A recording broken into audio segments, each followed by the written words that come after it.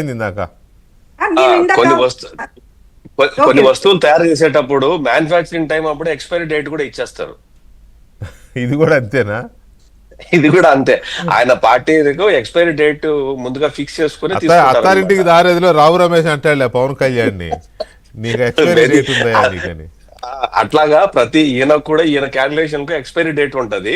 ఆ expiry date ప్రకారం అందరూ వెళ్ళిపోలే, నువ్వు సీనియర్, నాకు బలం ఉంది, అది ఉంది, ఇది ఉంది అంటే ఆయన దగ్గర నడవదు. ఇంకోటి ఏమంటే కొత్త మెడిసిన్ తయారు కావాలి అంటే పాత మెడిసిన్ ఎక్స్పైరీ డేట్ అవ్వాలా లేదా అది వినియోగం అన్నా అయిపోవాలా.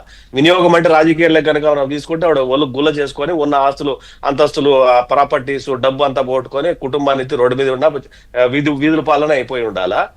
లేదు వాళ్ళ తర్వాత నీకు వద్దులే, నువ్వు ఇక్కడే అయిపోయింది, నీ టైం అయిపోయింది, వినియోగం అయిపోయింది, నువ్వు కాబట్టి కొత్త తీసుకొస్తామని ఏమైనా చెప్పాలి. సరే, మీ దగ్గర నగర పరిస్థితి ఏంటి చెప్పు.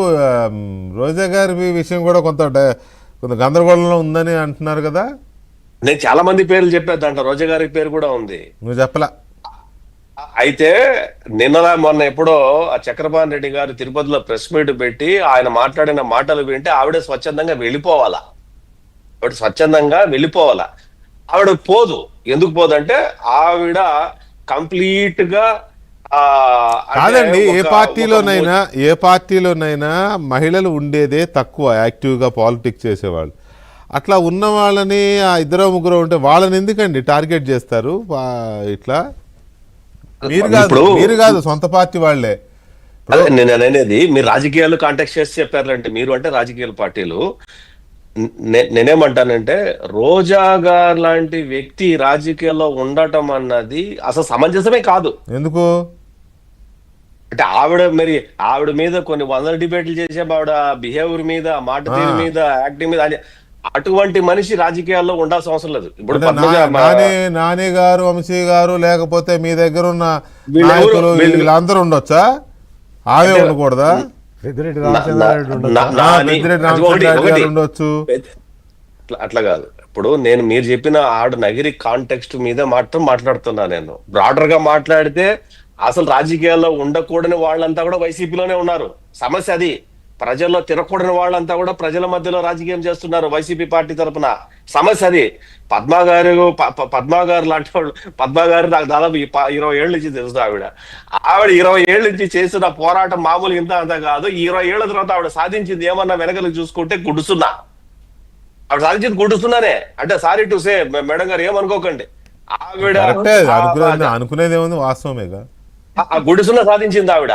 ఆవిడకి లేని తెలివా, ఆవిడకి లేని ఇంటలెక్చువలా? అంటే ఆవిడ ఎక్కడ ఎంకరేజ్ చేశారు? ఆయన చేయలేదు. ఎవరు ఎంకరేజ్ చేశారు?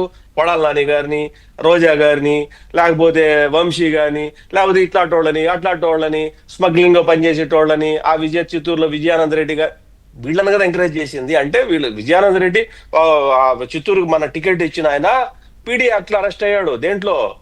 వీటి మీద, స్మగ్లింగ్ మీద, ఎర్రచందనం స్మగ్లింగ్ లో.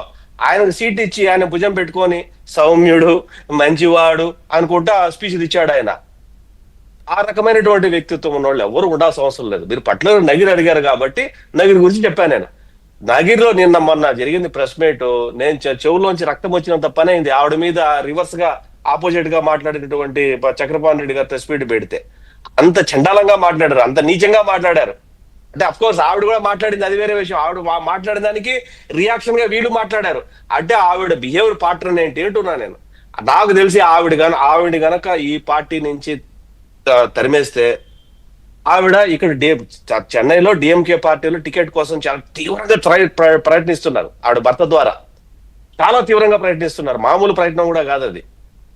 ఇక్కడ దొరకదు, ఆంధ్రాలో లేదు, వేరే పార్టీకి పోలేదు. ఆమె తమిళనాడు రాజకీయాల్లోకి వెళ్ళిపోవాలనుకుంటుందా? అయ్యో, మీరు ఇంకా ఎక్కడ ఉన్నారు సార్? డిఎంకే లో చాలా. నేను తెలంగాణలో ఉన్నానండి, నాకెలా తెలుస్తుంది? ఆంధ్రాకి సెంటర్ పాయింట్ కదండి. అయినా సరే ఆవిడ తమిళనాడులో ఎస్టాబ్లిష్ అవ్వడానికి ఆవిడ చాలా తీవ్రంగా. విజయ్ పార్టీ టీవీకేనా? No, DMK party.